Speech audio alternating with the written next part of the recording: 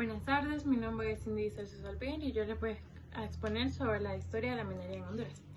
La minería en Honduras empezó desde tiempos precolombinos, cuando se hizo la llegada de los españoles a nuestro país. Incluso se dice que Cristóbal Colón encontró que los nativos en sus redes de pescar tenían oro.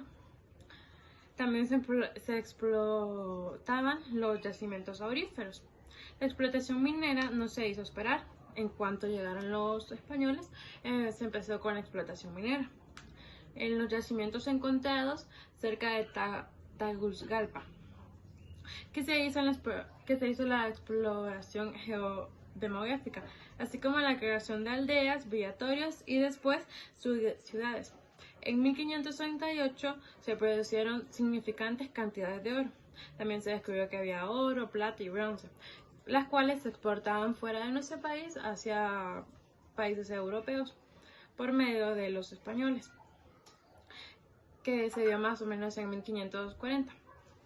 Las primeras localidades en las que se dieron las minas fueron Santa Lucía, El Corpus, Apoteca, Cedros, Chuscarán, Senseti y San Miguel de Heredia. También se dio en San Antonio de Oriente, La Victorina, Huascorán, Agaltepa y los ríos de auríferos del Chiquito, Guayape, Patuca, y todos estos utilizaban la mano de obra de nativos, criollos y los negros. Bueno, la expedición minera se dio en nuestro país a grandes cantidades, gracias a los españoles, los cuales, como ya mencioné, trasladaban todo este oro afuera de nuestro país. Trasladaban también telas preciosas, como ser especias, entre otras cosas. Los españoles sacaban todo ese oro y los demás mencionados a través de la península. Ellos también cobraban lo que era el quinto real, o sea, el 20% de toda la extracción del oro y todos los otros materiales que sacaban de nuestras tierras. Lo sacaban por ser dueños de las minas, y las minas eran pequeñas empresas privadas. Muy buenas tardes, compañeros y licenciados. Mi nombre es Marvin Emanuel Reyes y vengo a hablarles del tema el enclave minero en Honduras. Orígenes. Durante la época colonial, Honduras destacó como la región productora de metales preciosos más importantes de Centroamérica, en la obtención de oro de aluvión y en la explotación de minas de plata a partir de la tercera década del siglo XVIII en la región de Tegucigalpa. A partir de la independencia de 1821, la minería se va a caracterizar por un proceso respecto a la explotación de la época colonial, esto hasta 1880, aunque algunos capitalinos británicos trataron de intentar su reactivación.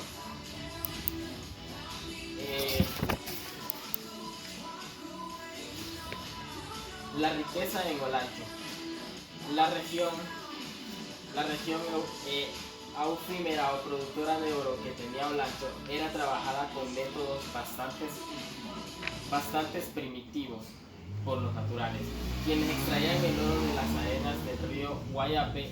La labor era realizada normalmente por mujeres y no se practicaban excavaciones de ningún tipo.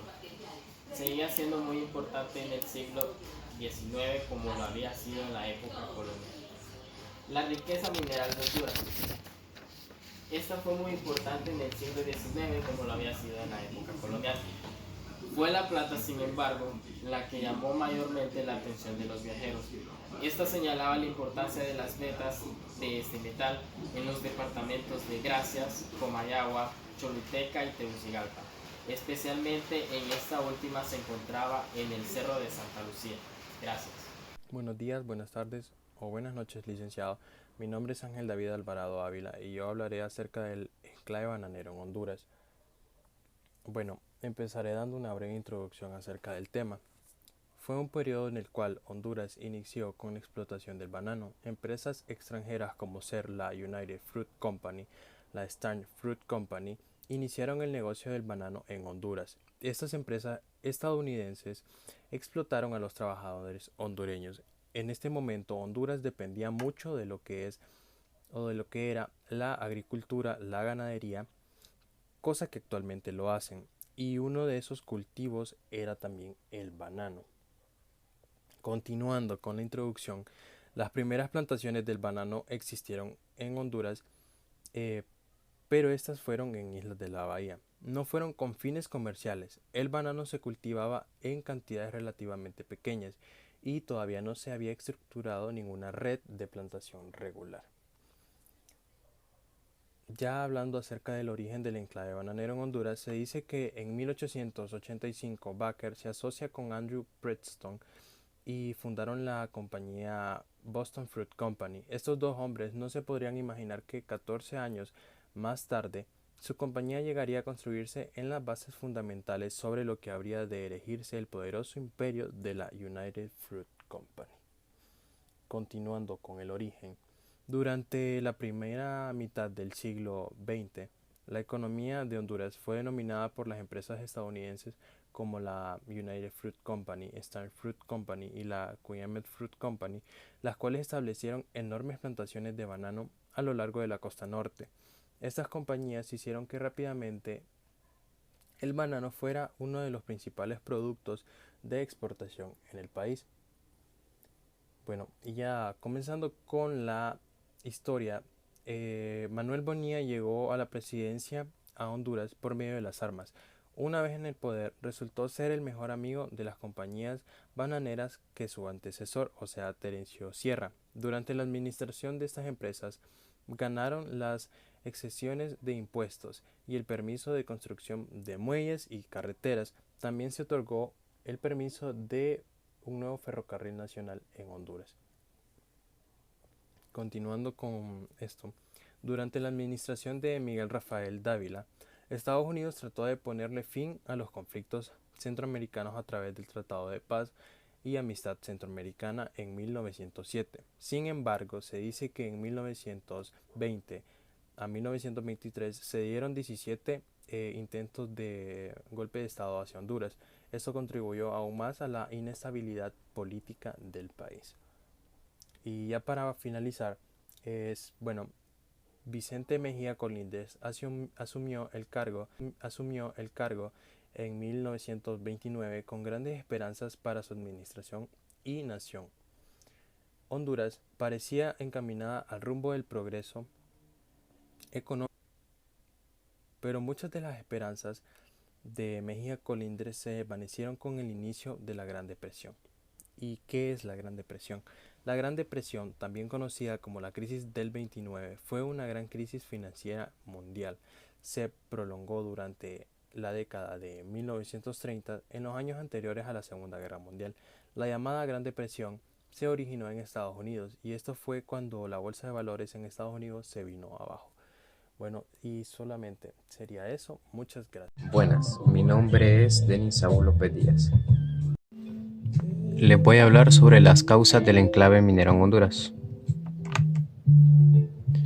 Primera causa, mina El Rosario. Ya para inicios de la década de 1880, la inversión extranjera había penetrado considerablemente en Honduras. Para 1879 se establece la New York en Honduras Rosario Mining Company, la cual recibe una amplia concesión para explotar la mina El Rosario, que pertenecía al presidente de la República, Marco Aurelio Soto. Comenzó a operar con un capital inicial de 1.500.000. Ahora les voy a hablar un poco sobre esta. La inversión capital en el extranjero alentó el interés de Marco Aurelio Soto, quien tenía el firme convencimiento que el futuro de Honduras residía, en la explotación de los yacimientos, en la minería, de oro y plata, y que eran muy necesarios para atraer a la capital especialistas del exterior. Se convirtió en la principal explotación minera del país bajo la auspición del capital americano. Siguiente. Yuscarán Mining Company.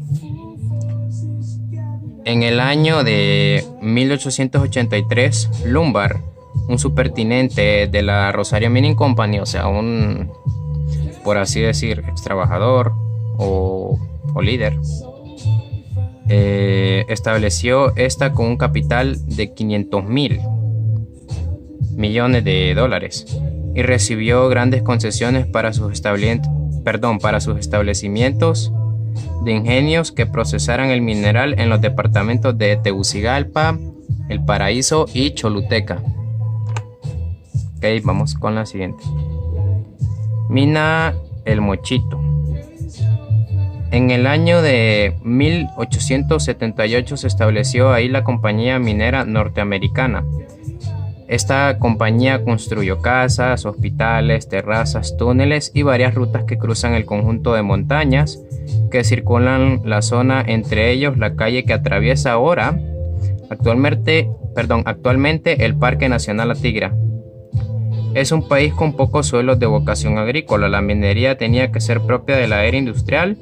Los socios hondureños se incorporan al negocio por su condición de dueños de las propiedades donde las minas se encontraban. Bueno, chicos y licenciado, con esto termino. Gracias. Ok, buenas tardes, buenos días, buenas noches, a la hora que usted vaya a ver esto, yo soy Denise y soy del grupo 6, me toca exponer sobre las consecuencias del enclave minero en Honduras y se podría decir que estas se dividen en 4 ámbitos que son económicas, de salud, ambientales y laborales. Empezando por las económicas, se dicen que los terrenos eran consignados, eran utilizados para la agricultura, pero se dejaron de utilizar estos para la construcción de minas. Entonces, obviamente los pobladores sufrían eso como consecuencia y no podrían más sembrar sus alimentos. También se construyó la primera represa de abastecimiento de agua, que se puede decir que era una central hidroeléctrica, o sea, 2 en 1, y esta se construyó en 1985. Bueno, se concluyó su construcción, se gastó más de 775 millones de dólares y se llama El Cajón, le dicen la represa del Cajón o central hidroeléctrica El Cajón, que se ubica en el departamento de Cortés, en el río de Umuya. En las de salud se dan problemas dermatológicos y de la vista, altos niveles de plomo en la sangre, problemas de respiración, condiciones desfavorables de vivienda. Esto les afectaba en la salud porque estaban expuestos a largas jornadas de trabajo y no se contaba con el conocimiento suficiente para poder construir una mina ni explotarlas. Entonces no se utilizaba la maquinaria necesaria y tampoco las medidas de precaución. En ambientales, se dan 100 años de contaminación, se contamina el aire, el agua, deforestación, arrasamiento de la flora y fauna y reducción de la población agrícola. Y en las laborales, curiosamente, se pagaba más por ser minero que en otras actividades laborales del país. También, como dije anteriormente, largas jornadas de trabajo y dificultades de transporte. También se creía que el oro y la plata iba a ser el único factor para sacar adelante la economía del país, aunque no era cierto. Bueno, eso sería todo. Gracias por prestarme atención y pues eso es todo. Hola, yo le voy a hablar sobre las causas del enclave bananero en Honduras. Estas causas serían 5. La principal o primera serían las causas de las empresas de aumentar innecesariamente su producción, no solo con el fin de lucro, sino también con la necesidad intermedia de reducir los costos unitarios, seguir a la competencia de manera importante, así como también por razones demográficas, como es el caso de las empresas norteamericanas, que se ven obligadas a la multinacionalización, ya que su mercado nacional se encuentra demasiado saturado, por lo cual tiende a disminuir demográficamente en proporción a los demás. Ya la segunda causa sería las excusas y surgimientos y desarrollo de las multinacionales que se han de distribuir de manera circunstancial tecnológicamente. Existe en tanto de brecha tecnológica que se puede definirse como el conjunto de conocimientos científicos tecnológicos, de manera que han de reducir un número alternativo desarrollados. En este caso conjunto, hay un conjunto unido de manera esencial que desempeña la tecnología en la producción y en el carácter de las empresas multinacionales. Como principalmente o transmisoras de la tecnología, se caracterizan de manera moderna, económica y mundial. Ya la tercera sería un poco más corta, podríamos decir que es también, aunque viene siendo como la segunda, serían las causas a través del surgimiento y desarrollo de las multinacionales, solo que en esta encontramos las llamadas empresas extractivas, que en estas van las industrias bananeras, el petróleo, las industrias sobre el caucho y la minería, etc. Son naturalmente multinaciones que al tener que instalarse en un territorio donde se encuentran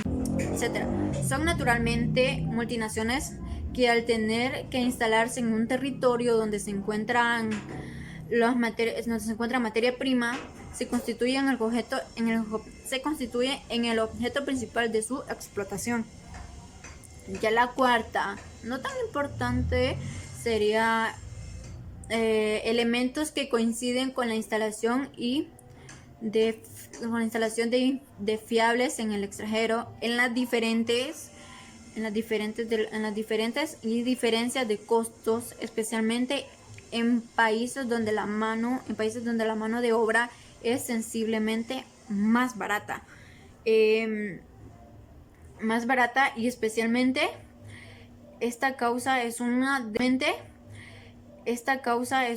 de los principales problemas que se le presenta al derecho laboral. Ya la quinta y última sería la causa que constituye al evitar que las barreras arancelarias, si no me equivoco, así es la palabra, forman agrupamientos regionales eficaces y fiables que se consideran un factor determinado para la conquista y conservación, no solo la conquista, sino que también la conservación de los mercados, y además permite obtener ganancias altísimas, demasiado, elevadas, ya que al exportador el exportador e importador forman una sola unidad, se unen, forman una unidad económica y se compran y se venden a sí mismos, trabajan mutuamente. Bueno, eso es lo que me toca a mí y lo dejo con mis demás compañeros. Licenciado, mi nombre es Gensi Lucila Cruz Amador y el día de hoy les vengo a compartir cuáles son las causas del enclave bananero en Honduras, que bien sabemos que son tanto económicas, sociales, políticas, ambientales, de salud, pero hay unas que se destacan más y se podrían decir que son las más principales del enclave bananero, de las cuales les puedo mencionar. El enclave bananero no solamente neutralizó un grupo económico, sino que estuvo en capacidad de apoderarse del excedente económico generado por los diferentes productores independientes.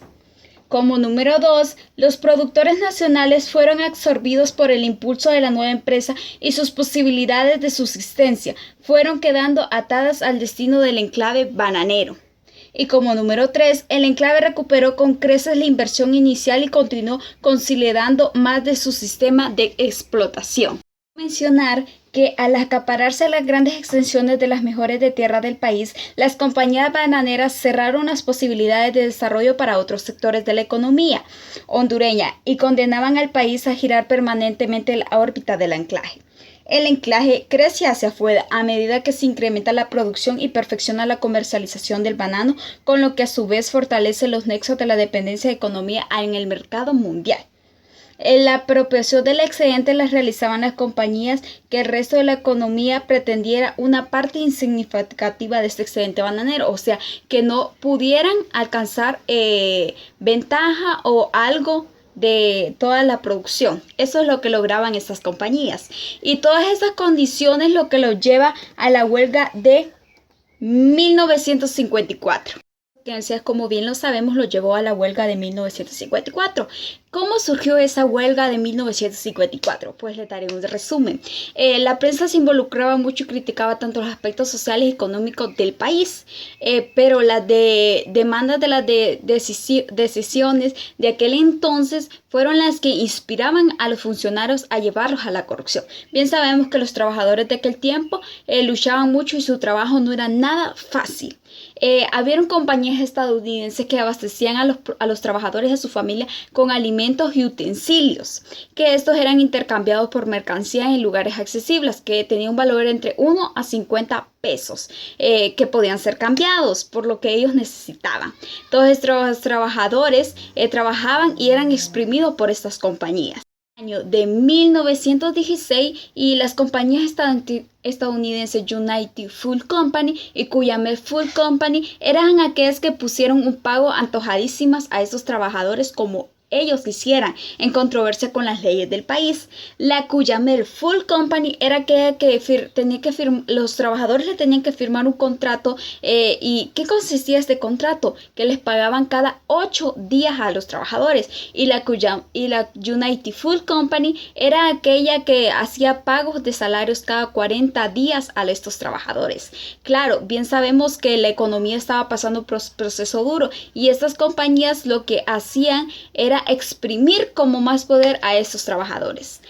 Por eso se dice que tuvo un gran desarrollo económico el país al venir estas compañías, pero también las perjudicó. Estadounidenses, tanto la Cuyamel y la United Fruit Company eran aquellas que construían viviendas, escuelas para sus trabajadores y sus familias. Claro, también trajeron beneficios tangibles, pero a la vez trajeron problemas, por lo mismo que explotaban mucho a sus trabajadores y traían tóxicos químicos en los productos y esto afectaba mucho la producción del banano. También amenazaban a estos trabajadores como enfermedades como la malaria, la fiebre del dengue, entre otras. Y estos trabajadores mensualmente recibían muy poco dinero. Digamos que no era lo adecuado para ellos sustentar a sus familias. Pues también les puedo comentar que cuando ya miraba estas compañías que se iban a formar sindicatos, ellos abandonaban áreas enteras. ¿Y qué es esto de abandonar áreas enteras? Pues destruían alguna escuela o vivienda que ellos mismos habían construido para sus trabajadores, como para intimidarlos y así que ellos no formaran sindicatos. Podemos mencionar que estas compañías estadounidenses practicaban mucho el racismo. Si un trabajador que casi no era blanco tenía que ceder su puesto a uno que sí era blanco, pues por todas estas consecuencias se llegó que los trabajadores ya no aguantaban más y se llegó a la huelga de 1954. ¿En qué consistía esta huelga? Pues los trabajadores querían reclamar sus derechos ya que no había ni código ni ley que protegiera sus derechos laborales y lo que hacían estas personas eran conformar sindicatos para pelear por sus derechos. Bien podemos decir que comenzó el 29 de abril de 1954, pero ya para el 21 de mayo del mismo año ya habían más de 30,000 personas exigiendo sus derechos. La huelga duró 64 días, donde estos trabajadores lucharon con constancia por exigir sus derechos.